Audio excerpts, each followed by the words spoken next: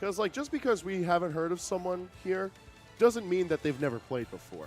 Yeah. Because there could be someone who plays on Wi-Fi every day, who's practicing constantly, who's just a beast. Yeah, Wi-Fi warrior. And then they come out to a tournament, and then we just don't know. Yeah, because they be home chilling all the time. Mm-hmm. Or they just don't have anyone who's in the know. Where it's like, for me personally, I have friends who go here, so it's like I know I know what this is about. But they might not have anyone who is, you know, really in the scene for them to be like, hey, you should check this place out. It's a really good place to get your skills up.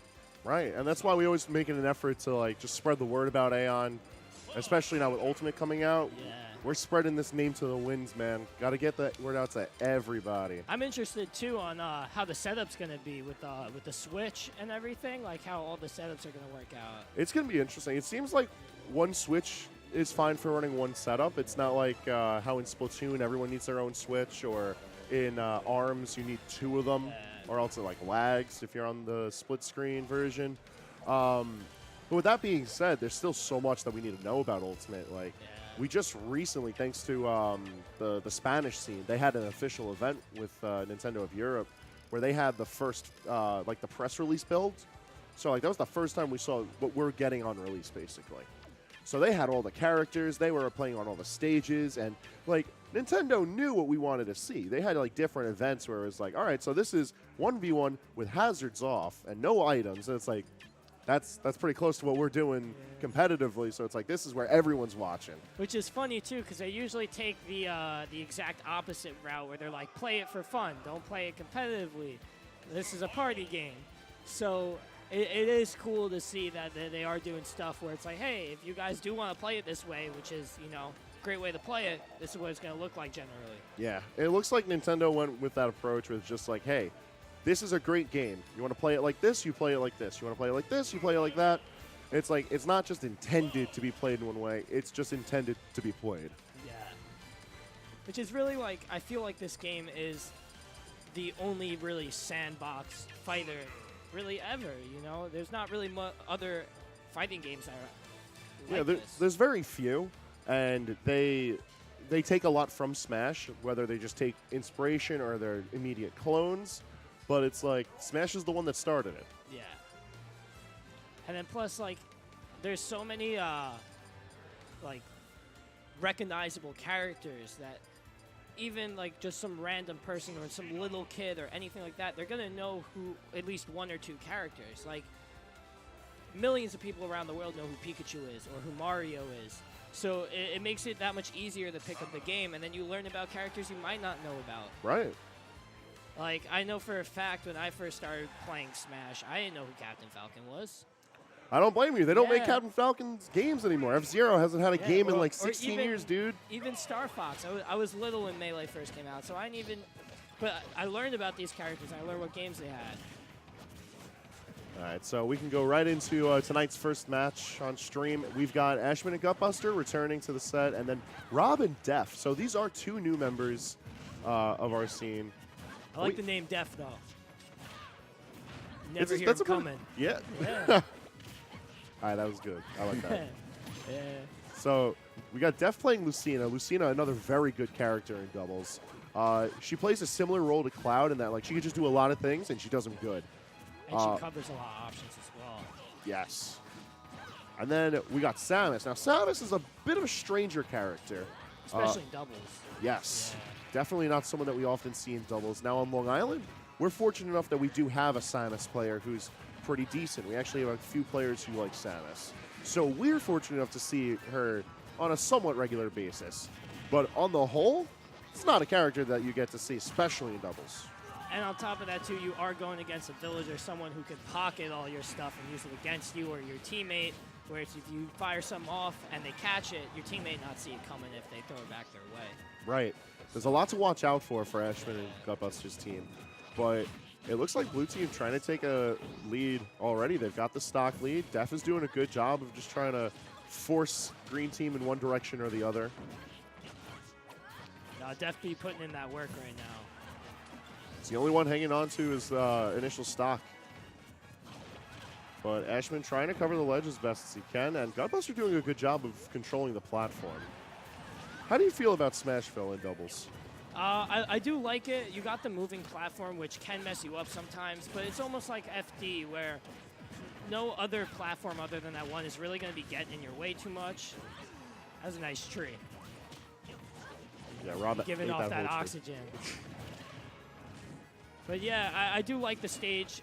Generally, just all the time. Like, I like it in singles. I like it in doubles. I think the last time I was here, like, all the sets I played, we were just like Smashville, and they're like, all right. And we did the whole set on Smashville. Ooh, there's another tree kill we got. Smashville is a very popular stage. I think it's more out of habit than anything else. Yeah. Like, I love Animal Crossing, but I don't personally like playing on the stage just because it could really benefit one team or the other. I could see that.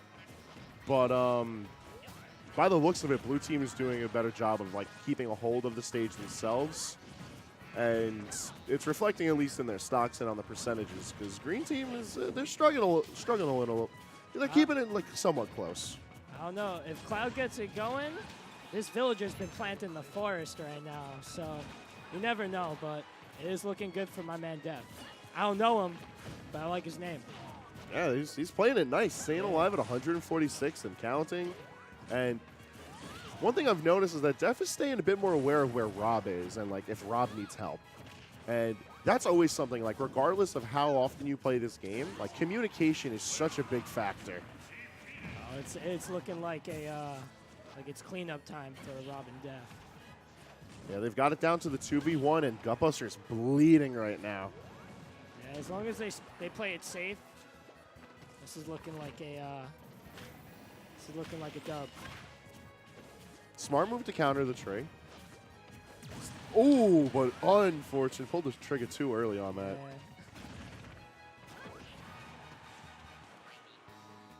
All right, to GutBuster's credit, he's still staying alive at this, but There we go. not after that one. Yeah. Whew. All right. That one hurts. Felt that one from here.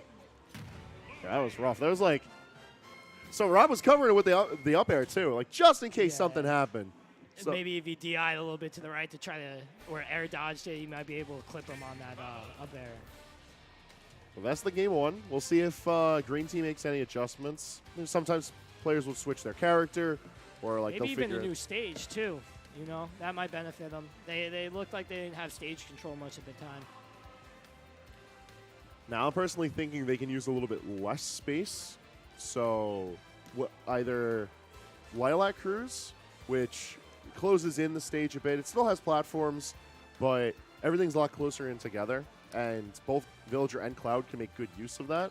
What about the ledges, though, for Cloud? Sometimes his recovery gets jacked up. Yeah, which is why I understand that they wouldn't pick into Lilac. Town and City was also going to be one of my stages to discuss, just because the stage itself is a bit smaller in, but because of the platforms, there's a lot of room to maneuver, whether or not you want to run away or like you want to chase your opponent. I think generally with, I don't really know too much, but I think generally with Villager, it'd be nice, like, if you're teaming with them, just have a little bit of space. Yeah, typically Villager is good to just like hang back, put out the projectiles, and like come in to either help a combo get started or to save an opponent. Because Villager doesn't like getting smothered too much, but also Villager just makes really good space out of the ledge. Honestly, too, I haven't seen the Cloud really do much with his limit. So maybe if you let loose with that a little bit better, they might find themselves on the winning side this game. I agree. I feel like the limit definitely needs to be utilized. It's one of those resources where it's like, yes, having limit is very important. But if you're too scared to use it, then it's like you might as well not have it at all. Yeah. And Cloud can get it so easily. Yeah. Especially doubles, too, when you're like either taking or giving hits. I'm pretty sure that charges limit, right? It does. Now, with limit, if I'm mistaken, just let me know. But you move faster, right? Yes, so there's different properties on Cloud when he has limit, and those include so there's less gravity on him. His air acceleration's a little bit better. I have to double check on his run speed, but I believe his initial dash has a higher value. And what all that means basically is just like he's moving a lot smoother. And not only is limit itself threatening because, hey, now you have a bunch of kill buttons right then and ready, but all of a sudden the character can move more efficiently. And when you're moving like that, all of Cloud is more dangerous. And sometimes, too, I do like using the limit when I do play Cloud, but sometimes when you have it charged, it gets the other team a little froggy, and they might mess up. So that if you could use it like that, that's also beneficial, but sometimes just letting it rip, especially in doubles, might benefit you and your team. Yeah. Although with all that being said, Green Team's definitely turned the tides a bit here. They're both sitting with an extra stock, and things are looking a lot better for them in this game, too. I think maybe that stage pick was really what helped them out. It's definitely seeming to help them out. But you never know. The game's still going on. Ooh. Wow, that worked out really well for Blue Team. Yeah. For a second, I thought Def was outie. But Def chilling with solid DI, Ooh. but lost his jump, so he's not going to be coming back from that. Yeah, this is looking like it's about to be a wrap. All right, now Green Team's just got to figure out how they're ending out the kill.